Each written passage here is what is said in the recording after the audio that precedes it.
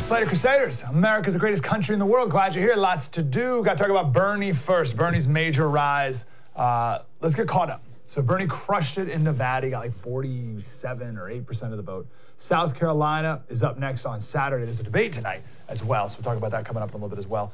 But South Carolina primary on Saturday. Conventional wisdom, which has been wrong since, 2016, says that if Biden gets second in South Carolina, then he's done. He's been banking this entire primary season on South Carolina. 60% of the state's Democratic voters in South Carolina are black, and it's representative of a lot of the southern states as well. So people have said that if Biden loses South Carolina, then he's done. But Bloomberg isn't even on the ballot in South Carolina. He's not on no one can vote for him until March 3rd. That's the Super Tuesday, which is just 3 days after this Saturday's South Carolina primary. So I'm not going to put too much on South Carolina because, again, Bloomberg isn't even there. The real variable is not how well or poorly Biden does. It's Bernie. That's how well Bernie does on Super Tuesday. If Bernie gets a majority of the delegates going into the convention, then he will be the nominee. If he doesn't get a majority, then it's absolutely game on. And we'll explain why in a second. And I don't think Bernie takes it. So he'll go in as the leader, right? He'll go in as the front runner. He'll go in with the most delegates. But because he doesn't have a majority of the delegates, then he won't. I don't think he'll win it. So if you're Biden's perspective, you're thinking, listen, I just got to ride it out. We got to ride it out, make it to the convention, and then we have some sort of brokered convention, and maybe I can pull out a victory there. I always keep going back to Abraham Lincoln. Abraham Lincoln was nobody's first choice for president at the convention. He was everybody's second choice. So maybe Biden can kind of play that game where he's everybody's second choice and somehow come out with a victory. But the big wild card here is Bloomberg. I believe, it's my prediction, I believe Bloomberg, if there's a brokered convention, Bloomberg will be the one to come out as the victor. So that's my official prediction for whatever it's worth. If Bernie does not get the majority of delegates in the primary process, which he might get a majority at this rate, but if he doesn't, then Bloomberg will become the nominee because he will pay everyone money. I mean that. I'm not exaggerating. He will pay people he'll pay the delegates, he'll pay all the super delegates. So let me, one quick background here. My understanding is at the convention, first round of voting, all the delegates go to Milwaukee, I think, in July. First round of voting, all the delegates have to vote how their states told them to vote, right? So all the Iowa delegates have to vote for whatever, right? But then if there's no majority, then there's a second round of voting, and that's when, I don't think all the delegates, but a vast majority of the delegates can do whatever they want.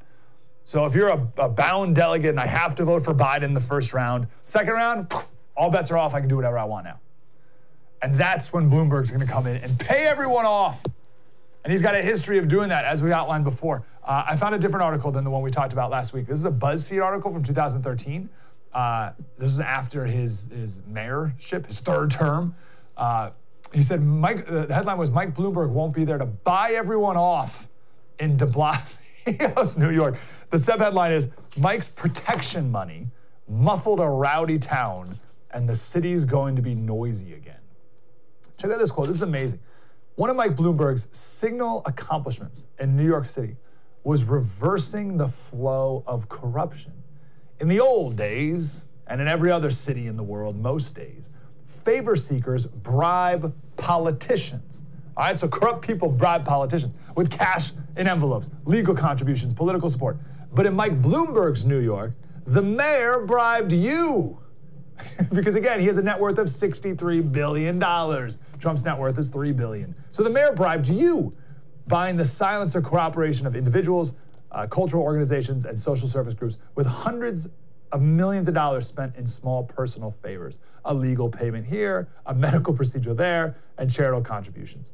As a liberal Democrat, Bill de Blasio's biggest challenge, he's the current mayor, when he takes power in January, will not be keeping crime down or funding an ambitious expansion of early education. It will be dealing with the explosion of Bloomberg's machine after the grease of money is gone and the gears start sticking.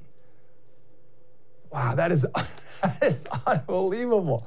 So Bloomberg has a very well-known history of giving money to people, right? Buying endorsements and buying silence. And I think all those superdelegates, there's like 500-something superdelegates, on that second round of voting will suddenly see a nice couple $1 million an anonymous donation in their bank accounts or in their charity of choice. There's a long history of Bloomberg doing this. This would not be anything new for him. And I would argue he's probably banking on this. He's probably planning on this being the case.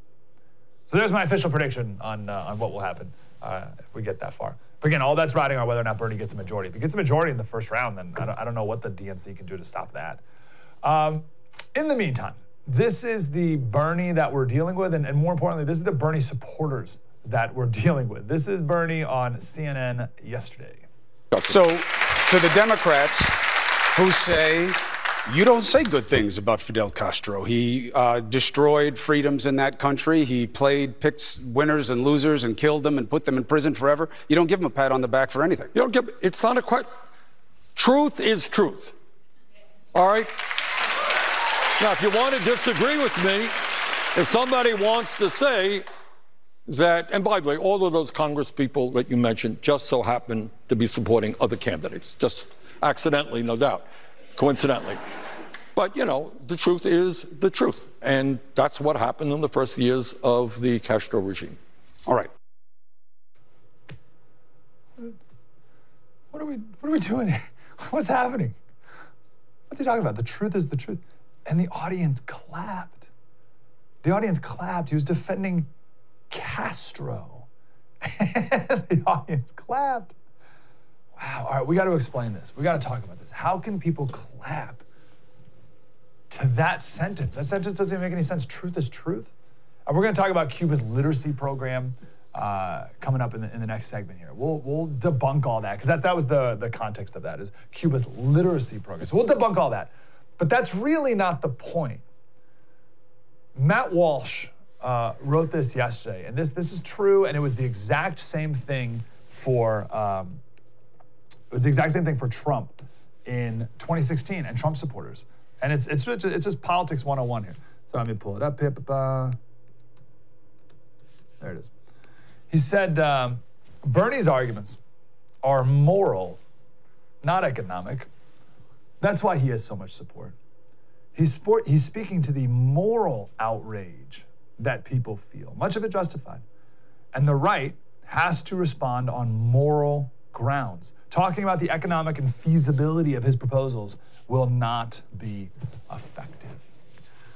So we're going to play some clips of Bernie praising Cuba and the Soviet Union. You've heard a lot of them by now. The weird thing is, we have these clips not just from the 80s, but from Sunday, like 2 days ago, when he's praising Fidel Castro and Cuba.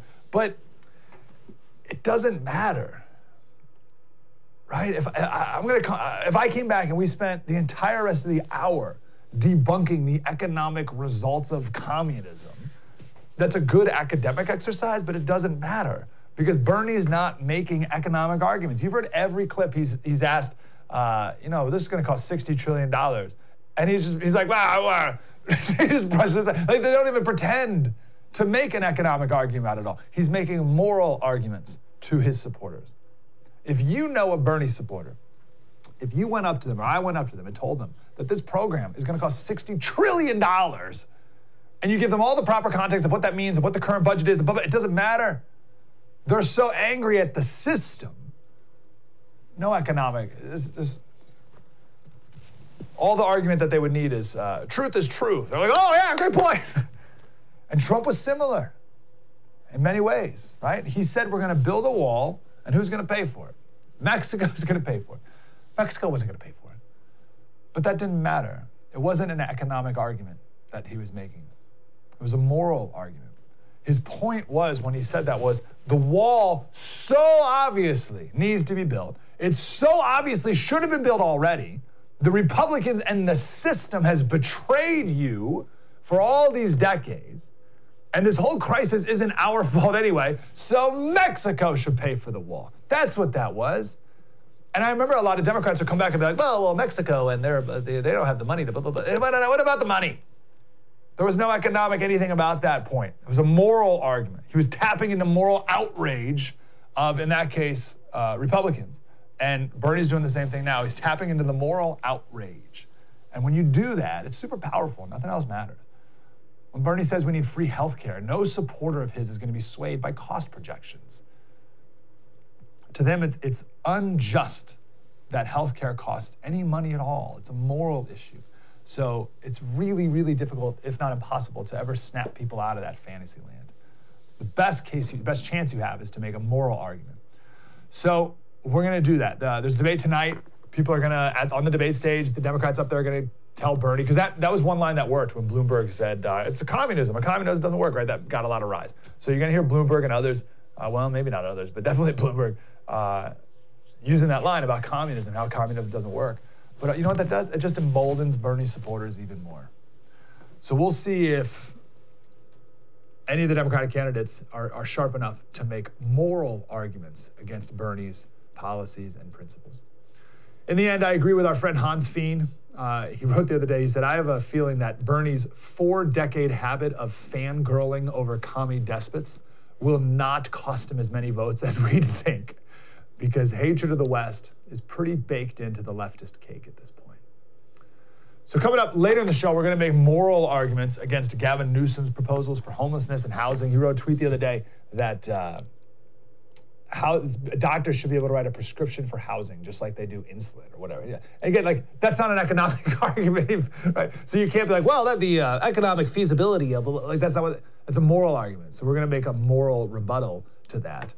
But coming up, that's later in the show. But next, I do want to talk about Cuba. And we'll put a little bit of reality into this part of the conversation. It's coming up next. True story, Mike Slater. Spread the word.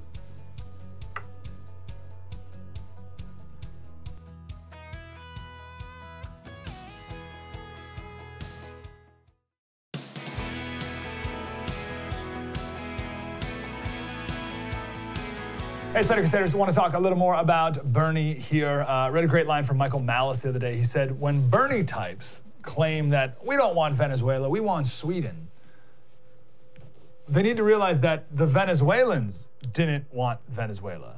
They also wanted Sweden. But look where they are. One quick background point. Look how much MSNBC doesn't want Bernie to win. So Chris Matthews is going nuts. James Carville is calling Bernie supporters idiots if they think that they could beat Trump. And check out this reporter at a Nevada caucus site on Saturday.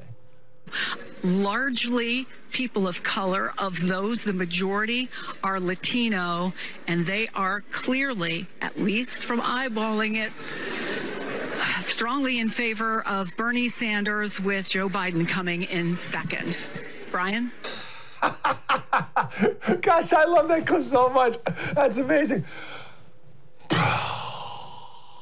Bernie winning this. Like, what is that? Wow, that is the only clip you need to see to know how much the media and the DNC, they don't want Bernie to win, because they know he'll lose to Trump. Like that, I've never heard a sign like that. Now, let me admit something first.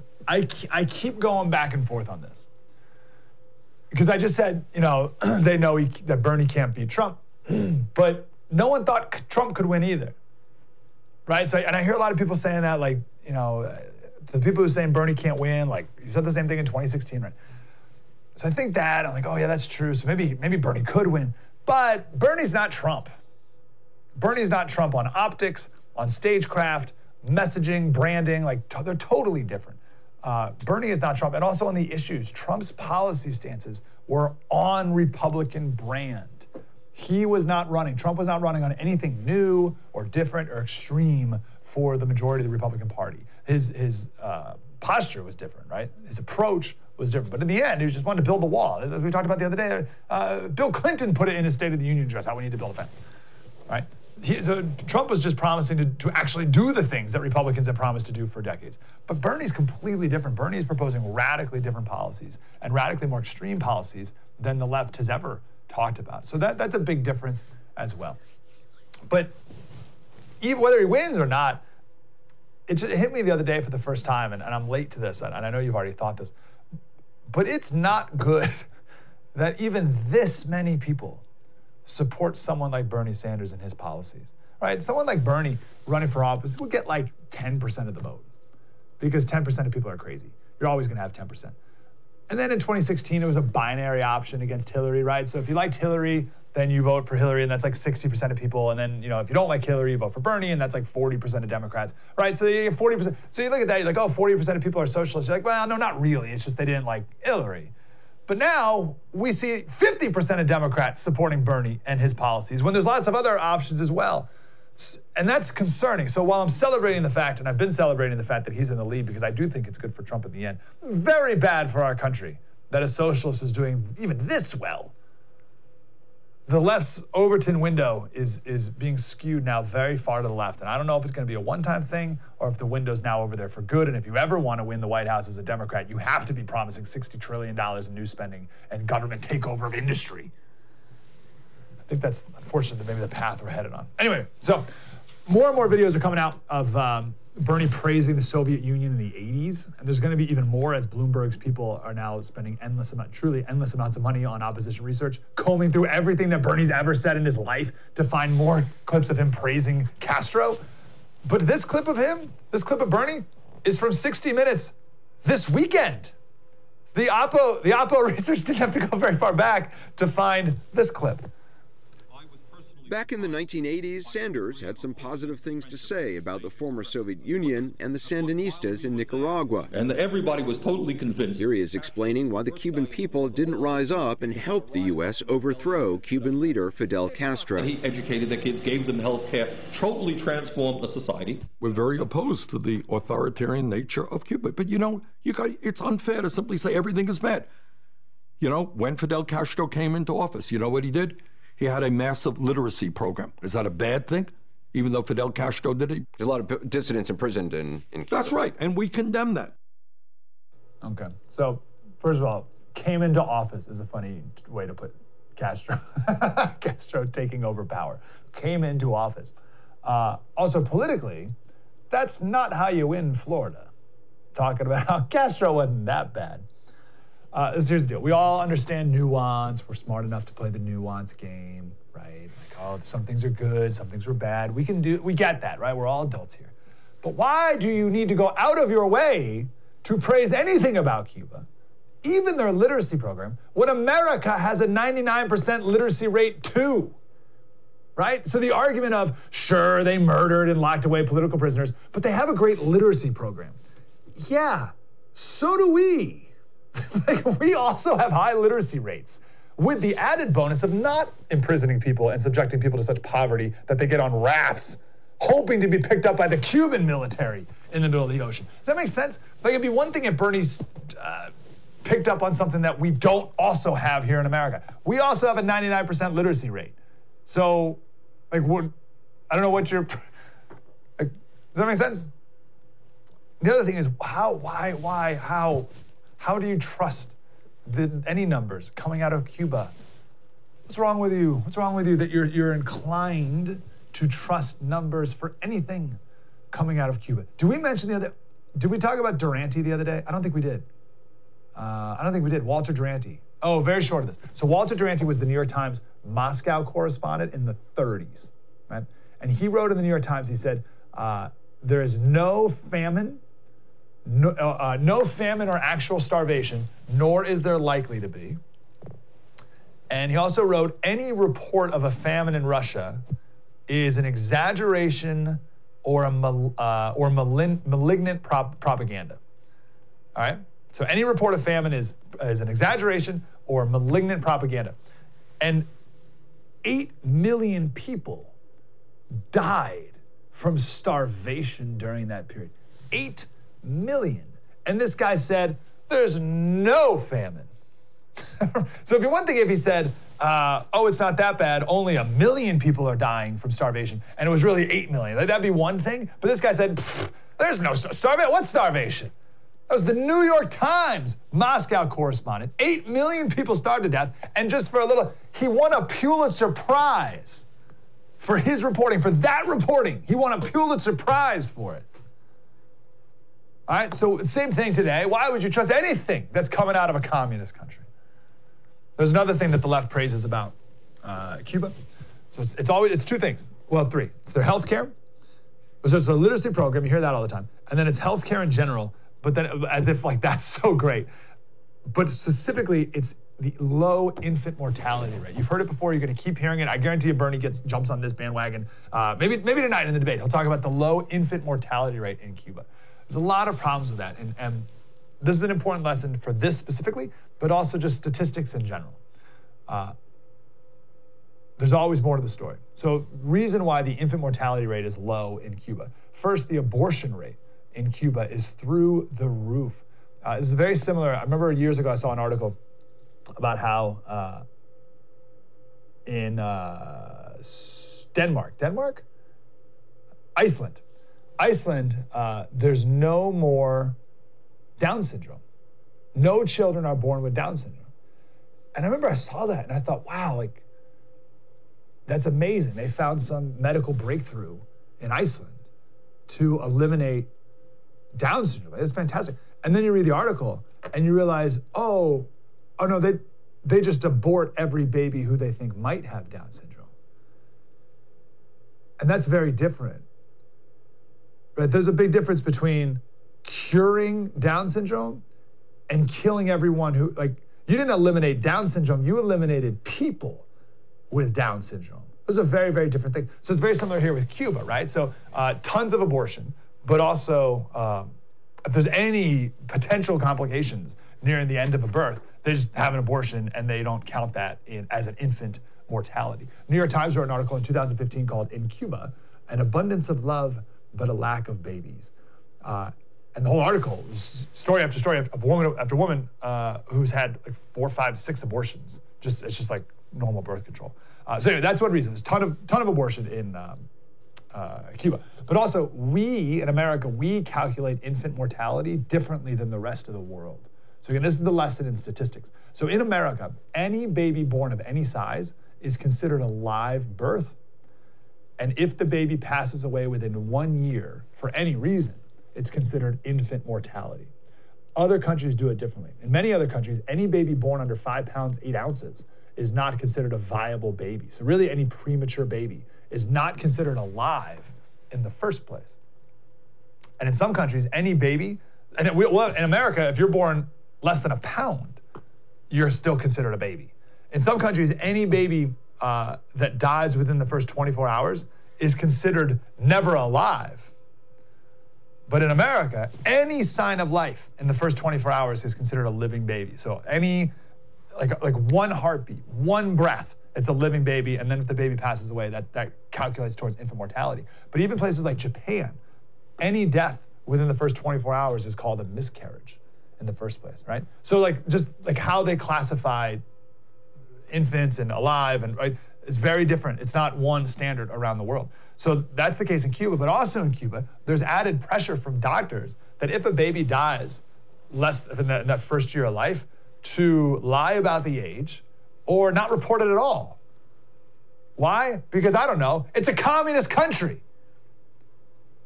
And then the last thing, in a lot of these countries, doctors don't report anything. And numbers are, the infant mortality rate is calculated with a household survey done once every 5 years. So they just knock on doors asking if you've had a baby die under the age of 1 in the last 5 years. It's very, very different than a doctor making a record of something in the hospital, right? So you see, because you're gonna hear that, you're gonna hear it again, I promise you. And it's the same thing with literacy, right? And I don't know but it's, you know that's the case. Like, oh, the high literacy rate. Well, what is literacy? How do you define literacy? How do they define it in Cuba? How do we define it here? What are those standards? They're very different, I guarantee you. Because look, you would think something like infant mortality would be a very standard definition, but even that's highly variable.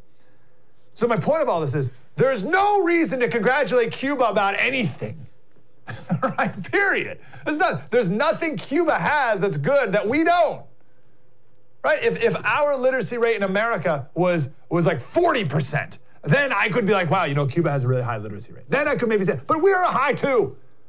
There's no reason to congratulate Cuba about anything when America and capitalism, freedom is the reason for the world's prosperity. And even if you look at Cuba And if you want to say they had success then, all that's now lost. Even with their false statistics, Cuba's infant mortality, it was 13th in the world, which, I mean, it's good, but it's not, they weren't number one. They were 13th in the world, now they're 49th in the world. And that's with their false statistics. There's nothing in political life in Cuba that's enviable. Nothing.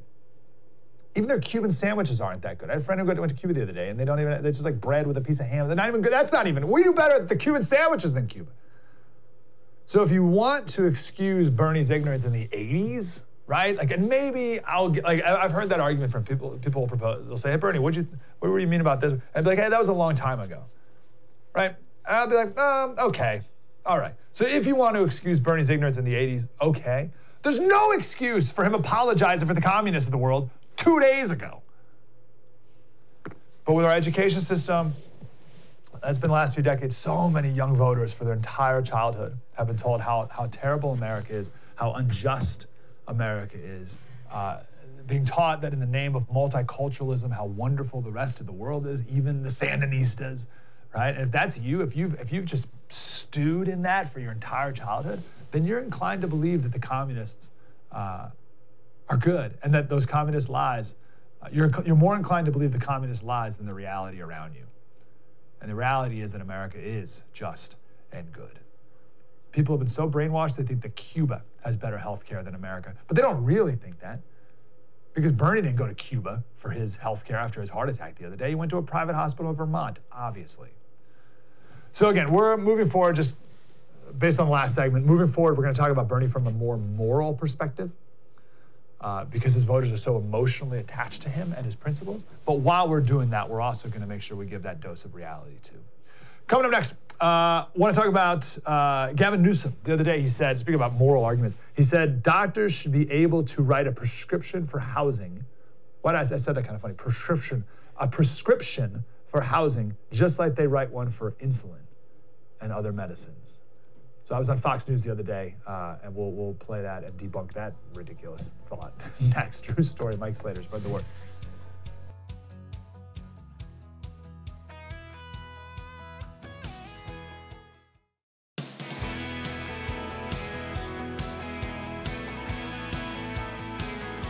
Hey, Slater Crusaders, we're gonna move away from Bernie. Trust me, I'm sure we're gonna have plenty of Bernie tomorrow because of the debate tonight. Of course, we'll cover all that. We'll react to all that. But this got missed, or maybe I just missed it because we had a kid this weekend, but Trump in India? Did you see some of this stuff? Good night. So I love India. If I could go, I think I love India. I've never been. If I could go anywhere, I like the idea of India. I think if I could go anywhere in the world, and with a big asterisk of being guaranteed not to die of any number of diseases, I'd be in India tomorrow. Just the culture of India, the life of India. It's like a totally different planet. Did you see Trump get off the plane? There's like dancers and music with drums and people dancing around with like giant, like 5-foot-tall things on their head, and like we don't have anything like that in America. Although Director Eric here informed me that they don't do that pomp and circumstance for everyone who gets off the plane in India. I don't know if that's true or not. Like, I don't know if I also get that or just the president. I'm not sure. But there's an enormity to India. Like I saw, like part of his Trump gets off the plane and there's like 1,000 camels, and like people in this bizarre military garb on these camels that are all dressed up. And you're like, what is that? What planet is this stuff? There is an enormity to India that I'm just fascinated by. So this cricket stadium that he was in, it fits 110,000 people. And I saw that and I was like, well, that's giant. But then I was like, well, hold on. Daytona 500 was just the other day. And that's 100, I think that's 110,000. And then Michigan Stadium's 107,000, 103,000. So that's about the same size. But it just seems bigger. Like, look at this. So this is Trump walking out. Doesn't this just seem bigger than anything in America?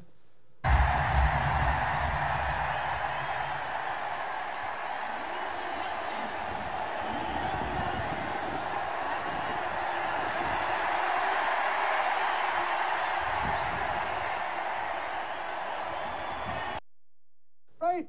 Like that's Michigan Stadium's the same size, but they don't seem like the same size at all. But I've never been good at guess the number of jelly beans in a jar game anyway. Let me just play 1 minute of Trump's opening remarks to the crowd because it's pretty funny. Namaste. Namaste. And hello to India. This is such a great honor. Let me begin by expressing my profound gratitude to an exceptional leader, a great champion of India, a man who works night and day for his country, and a man I am proud to call my true friend, Prime Minister Modi.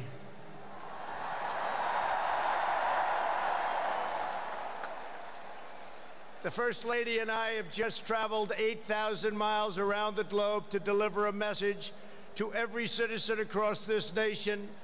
America loves India. America respects India. And America will always be faithful and loyal friends to the Indian people. Very good. That's it. I just want to play that. That was pretty cool. Namaste, everybody. Namaste. So I was on Fox and Friends this weekend talking about this, changing gears here. I was on Fox and Friends this weekend talking about this tweet from Gavin Newsom, the governor of California. He said, doctors should be able to write prescriptions for housing the same way they do for insulin or antibiotics. I forget where this clip starts, but let's go ahead and play the first clip. Proposal to tackle the state's homeless and antibiotics. Here to weigh in is California resident radio talk show host Mike Slater. Mike, help me out here. Usually there's seems to be some rationale for something like this. I'm missing it here.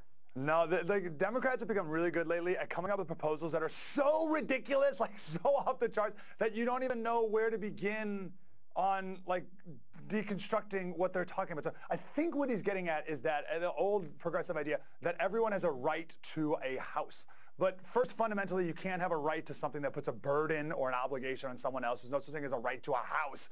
But it also fundamentally misses the problem here. The left, the progressives, think that homelessness causes addiction and mental illness. But it's the exact opposite. It's addiction and mental illness that causes homelessness. So we're not getting at the root of the problem. You can't take someone who's high on meth and put him behind a door and say that the problem's solved. But that's what progressives are still trying to do. And of course, that requires more money and more taxes. Okay, let me be honest here. First, I stole that first line from Jesse Kelly from a tweet from him. And then all that other insight got from Christopher Rufo from City Journal, who we've had on the show, and many other guests that we've had right here. So I was just reiterating things that I've learned here on The First. But I love Pete Hegseth. When he started off, they played that clip of the State of the State from Gavin Newsom talking about housing. And I love Pete. He goes, help me out here, Mike. He didn't even have like a question. That's what Jesse Kelly was talking about and what I mentioned there. It's like, I don't even know how, like, where do you even start with that? Now, on that later point about which comes first, homelessness or addiction, I think we've beaten that point to a pulp here. And I think people are starting to see through it, but not Newsom, obviously. There's a reason why Newsom is not seeing the truth of it, why he and others on the far left still think that housing first is the way to go. There's a very particular reason why. We'll get to that in a minute here. But here's the important part of the whole segment we did this weekend. Mike, let's look at some numbers. So you've got 151,278 people experiencing homelessness in California, up more than 16% between 2018 and 2019. Why do you think California is having such a problem with homelessness, particularly in compared to some of these other states? Yeah, because we're spending billions and billions, literally billions of dollars to fix the problem, and you're just subsidizing more of this behavior that's going to cause more of the problem and be more of a magnet for people across the country. Gavin Newsom, it's so weird. He comes across like this outsider who's coming in and really going to change the system. He's been in charge in a high level of California government for 23 years, including 8 years as the mayor of San Francisco when homelessness has started going through the roof even worse. So he's not going to solve anything. This is just more of the same failed ideas for decades here. You know, Bernie won Nevada, right? So we're all wondering what's going to happen to America if a socialist wins the presidency. We have it. It's right here in California. California's been run by socialists for decades already, and you're seeing the effect of it. That's just one metric that's terrible for California. So I want to talk about that first point, the first point from that very handsome and articulate young man. So I want to talk about the attracting and the subsidizing of this broken behavior. So while I was in the hospital, with our kid being born, I got back to reading Theodore Dalrymple's book, Life at the Bottom. So Theodore Dalrymple is awesome. He's one of my favorite writers. He's a prison doctor and psychiatrist. He worked in the most, the worst slums in the inner cities in England. And in this book, he writes about the culture of people who live, again, life at the bottom. Really, really great book. You got to read it. But I just happened to be reading this weekend the chapter about public housing. And he starts off telling these stories of a story where he went to a town in England, and it was just ugly building after decrepit park and deserted building, and it was just horrible and depressing. And he went into a store, this was like in the 50s or 60s, and he went into a store and he told the shop owner, he said, man, it's just a shame about the war. He thought all this was caused by the Nazis dropping bombs. But the shopkeeper said, war had nothing to do with it. It was the city council. And he goes on, he tells his experience working with people in these projects, and he's telling these stories to a famous architect, all right, one of the famous architects who built these ugly project buildings that have turned into slums. And he told about the people who live there and the horrible things they do and the bad choices they've made. And the architect said, yes, but do sties make pigs, or do pigs make sties? Think about that. Do sties make pigs, or do pigs make sties? Interesting question. Crudely put, but interesting question. Do sties make pigs, or do pigs make sties? I want to make an argument here. Both are true. There's an element of both. But I want to make the argument that sties make pigs too, in the sense that there's incentives that there's structures that are set up that incentivize certain behavior. This is what I mean. The government builds public housing, right? But there's only a limited supply of it. So there's only so much. So they say, okay, who gets this housing? Well, it's got to go to people who have the highest need, right? Who needs it the most? And Dalrymple looked at this and he said, not looked at it, he works within this system. And he said, yeah, because of that, a kind of arms race in social pathology has developed. So patients would go to him and they'd ask him to write a letter like a letter of recommendation to get in a public housing unit. Now, when you write a letter of recommendation for like a job, you expect the person to write a letter about how great you are and how you're very punctual and you work hard and you take initiative and you do all these good things. Write a letter of recommendation. In the real world, with normal free market, dare I say Bernie Sanders capitalist incentives, is for the person to write good things about you. But in the perverse incentived world of public housing, it's quite the opposite. Here's what Dalrymple said. He said, in these missives, these letters, my patients tell me I should emphasize their alcoholism or drug addiction, their bad temper, and tendency to assault those around them. The consequence, plainly, of a lack of proper accommodation. They don't have a nice enough house, so this is why they just start beating people up. I should mention their repeated overdoses, the fact that they resort to tranquilizers obtained illegally, that they've had several abortions and are now pregnant for the 5th time, that they've had 3 violent and drunken boyfriends in succession, and that they gamble their money uncontrollably. In not a single case has anyone ever asked me to write that he is a decent, hardworking, honorable citizen who would make a good tenant. That would send him straight to the bottom of the waiting list. Think about it. If Dalrymple, the psychiatrist, if he said, here's a person who has really tough life, used to make really bad decisions, but is now doing a lot better for themselves and is working hard, showing up on time, broke their addiction, but just needs, then they right to the bottom of the list. Because this guy over here is or this woman or whatever, way worse. Super a drug addict, living on the streets, hasn't been ever made good decisions. That person has greater need than this person. So, oh, doctor, can you emphasize what a terrible person I've been and what bad decisions I've been making? Free housing just subsidizes more of that broken behavior and perpetuates that broken culture. I gotta take a break. There's one more clip, one more point we gotta make. I wanna bring in something seems unrelated, but it's all the same. When you get down to principle, and you'll notice this about the show, the more you talk about principle, the more everything is connected. So we'll bring the whole show around next. True story, Mike Slater, spread the word.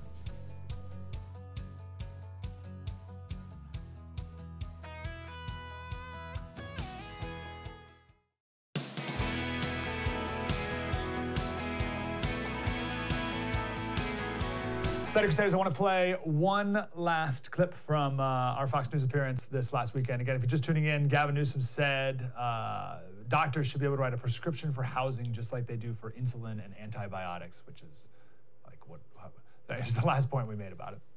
How in the world is this practically supposed to work? I mean, you get a prescription, you take it down to your pharmacist? Do you go to your local realtor and say, I got a prescription for a 2-story in Van Nuys, and, you know, I need to get in? Does anybody challenging the governor on this ridiculous assertion that you get a prescription to solve this problem? How do I get a prescription for Gavin Newsom's $6 million house, right? I'll tell you exactly how it's actually going to go, because we've been trying stuff like this forever. So 2016, LA passed a $1.2 billion tax to build 10,000 units for homeless people, right? 3 years later, we've built 72, not 10,000, but 72 units at $700,000 a pop, right? $700,000 each unit, and 40% of that money, 40% has gone to bureaucrats and lawyers and regulation. So all that money, billions of dollars being taken from the taxpayer, and almost all of it goes to the government. And Gavin Newsom, in that same State of the State address, said that we still have to respect union protections and environmental regulations. This is still just a huge power grab and money grab from Sacramento. Wow. Mike Slater, thank you for joining us. Okay. So here's the line here. This is from Gavin Newsom's State of the State. Our objectives are clear. To increase certainty that units planned become units built, which they, right, in a way that respects environmental and labor protections. All right, so it's all about the union. I want to give you one of the craziest. This one blows my mind, and this is how backwards everything is. And this actually ties into this homeless issue and Bernie perfectly. So here's the story. Jerry Wolkoff, he lives in Long Island, a developer in Long Island. He bought a building back in the 70s in Queens, and he ended up leasing it to a bunch of artists in the 90s. And these artists started spray painting the outside of the building. Do we have pictures of this? So it's called 5 Points. This is becoming a 5. There you go. Look at that beautiful artwork on the side. That's like Michelangelo type stuff. So fast forward to 2013, he was going to tear the building down and build a residential, look at that, build a residential high-rise, I mean 40-story residential building. And before he tore it down, he painted over the graffiti and then tore the building down. The artists who spray painted his building sued him for destroying their property. Can we throw another picture of this thing up just so we get the perspective here of this level, this quality. That was like any New York City subway car from the 70s, right?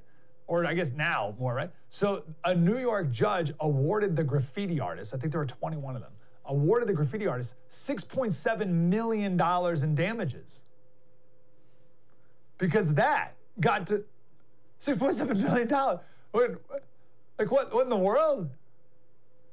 Now the owner appealed, but sure enough, the Second U.S. Circuit Court of Appeals upheld that verdict, and that guy owes all that money to these graffiti artists. Here's the judge in 2018. This is the original judge, right? The one who originally awarded it.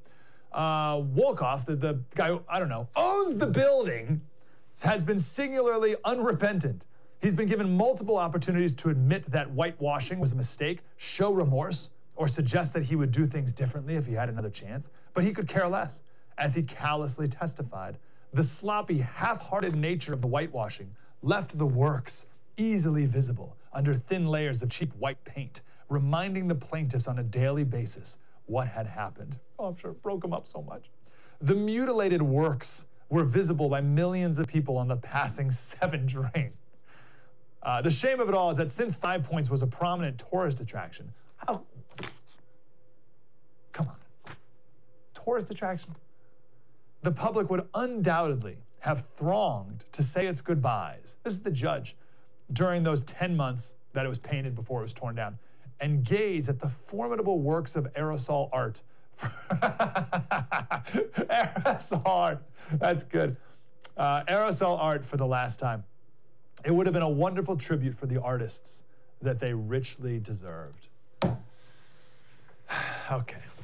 listen, we talk a lot about art and architecture on this show. I'm not going to do that right now. That's not really the point. Even if all this were true, even if the work from the aerosol artists was beautiful and tourists, blah, blah, blah, doesn't matter. It's not theirs.